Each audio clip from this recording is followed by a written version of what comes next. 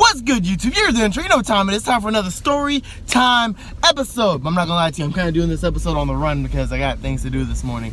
I'm babysitting someone else's dog, and man, this dog is hilarious. It's like a puppy, so it still humps. Yo, this nigga humps all the fucking shit in my house. It humps my dog, it humps my forearm, it humps Lolly in the ear. It is amazing. It is like, ultimate payback for all the times that Lolly, was tripping about me doing stuff. So I'm happy. But anywho, we're having a storytime episode of the time when I realized I wasn't about that street life. So hope you enjoyed the episode for real.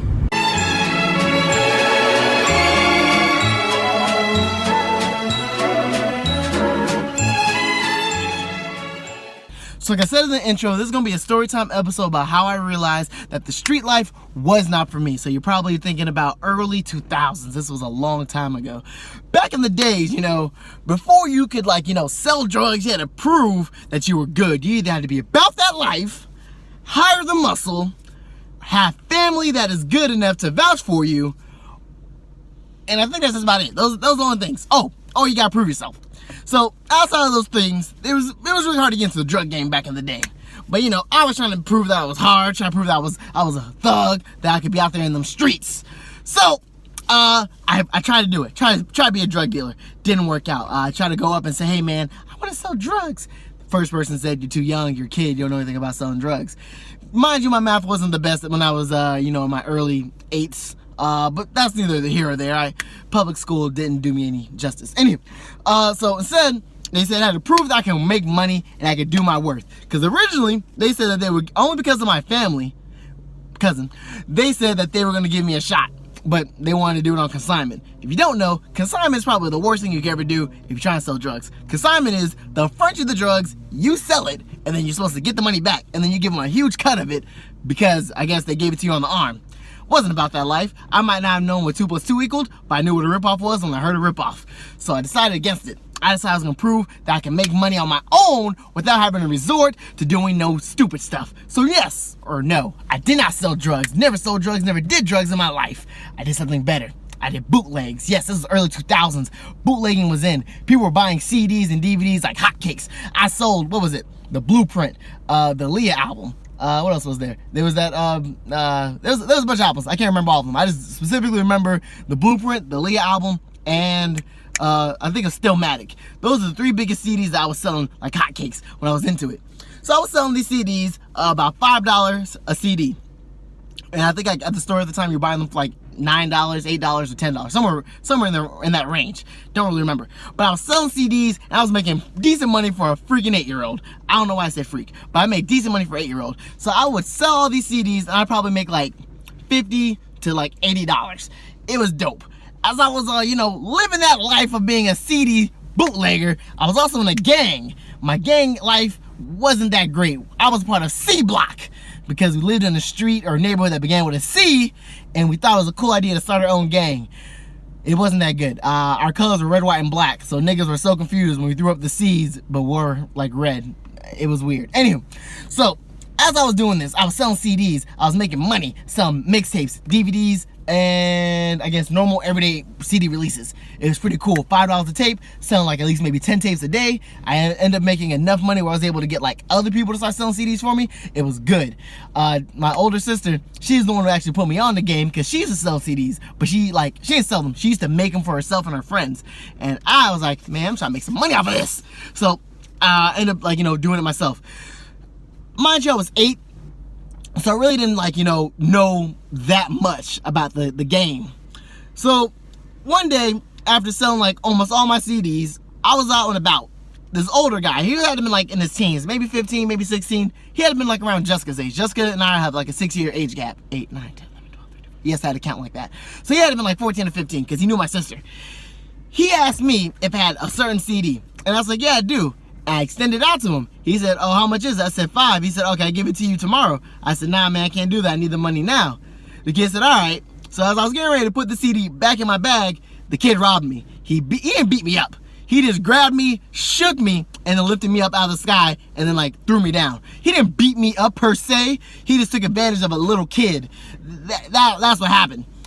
He ended up taking all the CDs, and he took my money. He didn't take all my money because, street logic teaches you never hide all your cash in one spot. So he took like maybe $40 or $50 from my backpack, which had like the CDs, but he didn't get the like whatever rest. So it had to be like at least another 80 or 70 in my sock. So, joke's on him. I don't know what he's doing right now in life. Last time I heard, he turned a new leaf and he doesn't care. But anyway, so that's what happened. I got robbed for the first time. He took my money, he took my stash, and I was livid. I only had sisters and I had like, cousins, but none of them niggas would have came out to help me fight this guy. So what I had to do is I had to think smart. I got my gang involved. I realized that I made a gang for a reason, so that way I don't have to worry about being taken advantage of. So what happened was, I called the gang up. I said, hey guys, I got robbed. I need some help. We gonna kill this nigga.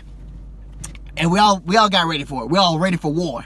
I went back the next day, had more CDs, and I was still selling out CDs again. Kid comes over, he says, oh man, you got some more CDs for me? I said, no, I don't. And before he could say anything or do anything, bam, we jumped him. All 5 of us jumped his little ass, or big ass, I don't know. I don't want to talk about another nigga's ass, but we jumped him. We started hooking and jabbing, started beating this kid's ass, from what I thought. He was 15. The youngest of us was 6, and the oldest of us was 9. We weren't doing anything to a 15-year-old. Like, he started one-shotting us one by one. Bam, bam, bam, bam. Like, we were in a line. Like, it felt like he was playing whack-a-mole. How he was just hitting all of us down, and all of us kept on getting up to beat him. It wasn't doing it. Things weren't working well. So it got to the point where, I used to watch a lot of anime and cartoon at the time. So I blame, my parents for letting me do this. I thought, like in Dragon Ball Z, Naruto, and like all this stuff, like you could randomly have like a surge of energy and like you win a fight. So like as he's beating all my friends, fellow gang members, I was over in the corner. I was throwing up all my chakra in my right hand. I was just like, storing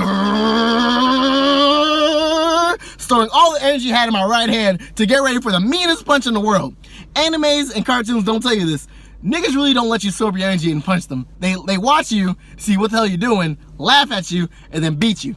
So as I'm storing up this energy, he walks over to me, and as I get ready to go for the punch, not only did he not just stand there like I thought he was gonna do, like they do in cartoons, he moved out the way and hit me in the face.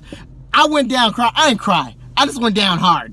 So he started beating up my other friends, and then he was getting ready to go take my money from my backpack, and I wasn't having it. So I said, no, not this time. So I did anything that an 8-year-old would do at that time. When he went to go for the bag, punch him right in his dick. Right, I said it, punched him right in his dick. I got a hand full of dick and balls in my hand. I just went straight for it. He went down like Frazier. I just kept on going straight for his nuts. I just kept on punching and kicking him in the groin area. Is that a bitch move? Yes, but damn it, I was not gonna get robbed again. I got robbed once, and this time my gang is getting beat up. We took too many goddamn L's for a gang. We weren't gonna do this. So as my friends were getting up and realizing that we had an advantage, we all started kicking and beating them up. And I got a little bold, I can admit. I started talking my shit. Rob me now, bitch! Rob me now, bitch! Kept on punching him. They probably didn't do much, but I'm pretty sure he's more concerned about his destroyed testicles. I don't think he has kids. Not sure. So, trying to, like, assuming that, just like the cartoons and like Grand Theft Auto, when you beat someone up, you steal their stuff. So as he's down on the ground, go in his pocket, try to grab whatever cash he has in there. He had like a couple ones. I was a little bit upset that he didn't have the 50 that he stole from me, but that's another issue for another time. So as we're like getting ready to leave, we hear someone say, oh shit, they're beating up, what's his name? I forgot the guy's name, so that's the main reason why I didn't say his name. We see a bunch of niggas started rushing towards us. Now, mind you, me and my little gang, we had a little bit of number on us. So even though it was only 5 gang leaders, there's probably like, a couple more of us that came into the jumping at this point. Maybe there was a grand total of 8 of us. As like these wave of like older kids, there had been like 3 of them. As they were running full speed at us, they were taking out my friends one by one on the way. Boom, took the first one. Boom, took the second one. Boom, took the third one. One of them yelled, go get Jessica's brother. I ran before the rest of them ran because I thought they all saw the same thing I saw. An ass whooping coming. So I started running, and then my friends started running too. So as they were coming down, they were grabbing us, beating us as they were coming down. Then they finally got to me. They were coming up too close to me, and I had a backpack on with like the CDs and the money. As I felt one of them getting ready to go for the bag, I turned around, bah! Hit him right in the dick too. That was the second nigga down. Took another nigga out with a nut punch, the nutcracker. Took him down, hit him in the face, kicked him actually, and then started running again. At this point, I think the first initial kid saw how we were fighting, and he told them, yo, these little niggas are hitting niggas in the dick, watch out. So, as he was recuperating, and they were getting another nigga, I'm still running. I had asthma at the kid. I had asthma. I wasn't running very far. I had to take a couple breaks. My friends ended up catching up, and we ended up still trying to run together. The group now of like 5 15-year-olds chasing us at full speed, looking to beat our ass. And not ours. They're probably going for me the most part. But thank goodness my friends were down for the count with me. So they started running and they started chasing us. And at one point, I realized that there was no way for us to get it out of the whole situation. So I did something that I thought was very selfless on my part. I looked at my friends. I told them, hey, no need for all of us to get fucked up. Go home. My friends, they didn't say no words. Niggas left me. So I was there, and the gang of niggas are coming full speed. My friends scattered, and I kind of stayed like the same way as one other person. So at least that way, you know, I was hoping that maybe if I did get jumped, he would come over and help, maybe, because I was closer to them than anybody else. But that wasn't happening. As the gang got closer, I realized my friend wasn't going to stop and help me fight them. I did the selfless thing. I took off my backpack, I opened it, and I threw it at, like, in an area, and I just kept on running. The boys end up stopping. They go into the backpack to go take whatever few CDs I had left and whatever, like, cash I had. It was, like, only $20 in there, because, again, I kept all the rest of the stash in my sock, so niggas weren't going to get me.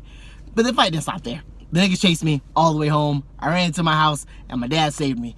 Am I a bitch? Possibly. But mind you, I was 8 years old, and those were 15-year-olds. And at that day, I realized the street life is not for me. I did not have the muscle to help me protect myself from getting robbed.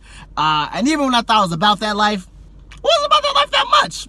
I wasn't. When I realized that a parent will definitely stop all the action from happening to me, I took that advantage. If you have any story like that, please drop it down in the comments below. Like the video if you liked the video. If you didn't like the video, Tough Titty still like the video. Make sure you subscribe so you can keep up with the vlog and keep up with the story time episodes. And I just hope that you guys enjoyed the episode because I love telling it to you guys.